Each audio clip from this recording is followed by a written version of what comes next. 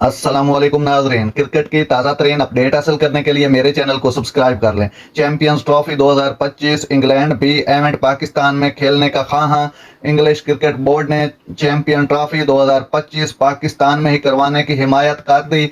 ECB के chief executive Richard Gould ने कहा कि हम चैंपियंस ट्रॉफी का पाकिस्तान में ही इनेकाद यकीनी देखना चाहते हैं। हम पाक भारत टेस्ट की अपने मुल्क में मेज़बानी की भी ख्वाहिश रखते हैं। हालिया आईसीसी मीटिंग्स में दोनों बोर्ड के हुकाम का मूड खुशगवार था। मसला तब होता है जब सियासत हायल हो।